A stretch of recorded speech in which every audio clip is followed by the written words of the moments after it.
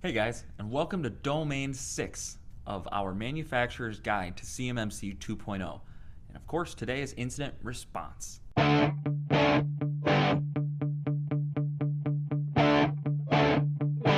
Here's the simplest way to understand why incident response exists. Incidents don't create chaos.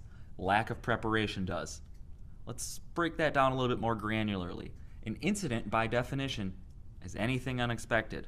It may be a cybersecurity event, it may be a system outage, it might be suspicious activity that turns out to be harmless, or not. What actually determines whether that moment turns into chaos isn't the incident itself, it's whether the organization already knows what to do next or not. Incident response exists to answer one question before anything else happens. When something goes wrong, how do we respond? Calmly, clearly, and consistently. Not with panic, not with scrambling, and not with everyone improvising at the same time. For manufacturers, this matters even more, because incidents don't just affect computers.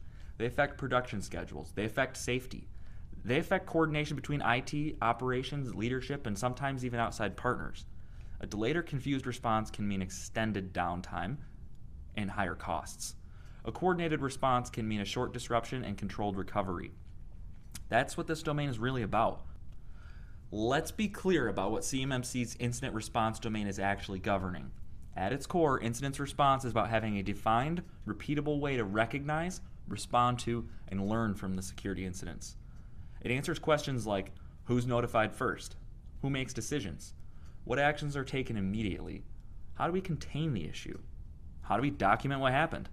Just as importantly, it defines how the organization communicates, internally and externally during an event. Now, it's equally important to talk about what incident response is not.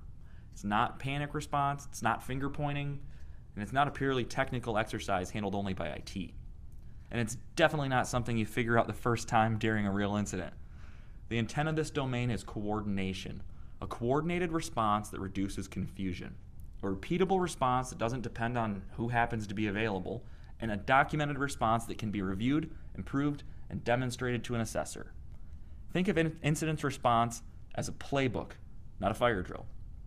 It exists so that when pressure's high, the organization doesn't have to invent new solutions. It just follows its plan. Before we talk about audit or expectations, it's helpful to pause and ask a few executive level questions. There are no right answers here yet. These questions are about awareness. First, do we have a shared definition of what an incident actually is? Would different people in your organization give the same answer, or does it depend on who you ask? Does everyone know who's responsible during an incident? Not just IT, but leadership, operations, and communications. Is decision-making absolutely clear? Third, are the response steps written down somewhere accessible? Not in someone's head, not buried in an email from 3 years ago, but documented, usable, and current. Fourth, are communication paths defined ahead of time? Who gets notified first? Who talks to employees? Who talks to customers or partners if needed? Fifth, after an incident, do we capture what happened and what we learned? Not to assign blame, but to improve the response next time. If any of these questions feel unclear, that's normal. They're exactly what this domain is designed to bring to the surface. From an assessment perspective, incident response is relatively straightforward when it's done intentionally. Assessors generally expect to see four things. First, a documented incident response plan. Not overly complex, but clear enough that someone unfamiliar with the situation could follow it. Second, evidence that the plan is understood and used. That might be training records, it might be tabletop exercises, and it might be meeting notes where the plan was reviewed. If you're curious about the tabletop exercises, check out the appendix of the ebook, it's going to be in there for you. Third, records of incidents or simulations. This doesn't mean you need to have suffered some major breach. Even minor incidents, alerts, or practice exercises count, as long as they're documented. You've seen this theme in other domains so far. Documentation is critical. And fourth, evidence of follow-up. Notes showing that lessons were captured, improvements were identified, and updates were made to the plan where needed. In plain English, assessors want to see the incident response isn't theoretical. It exists. People know it exists, and it's actually used when something happens.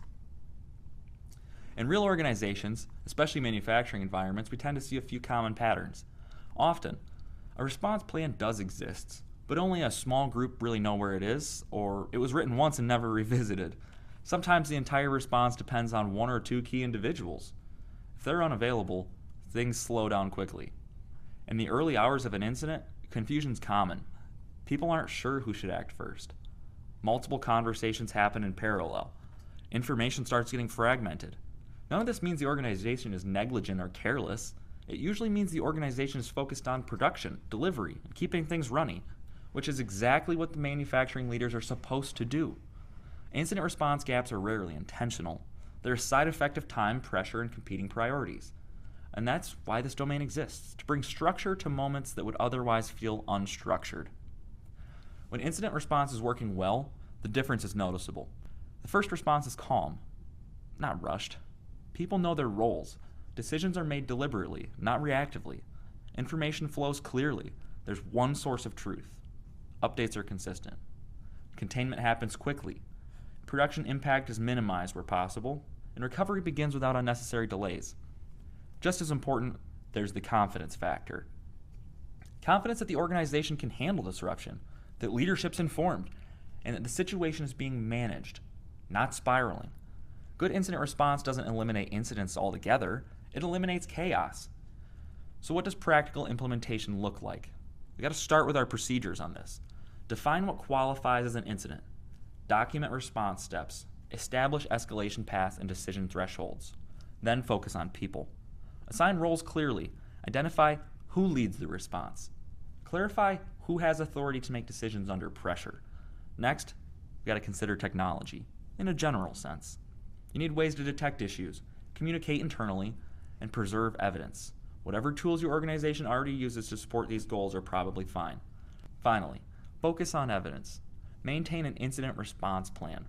Log incidents, even minor ones. Capture after-action notes.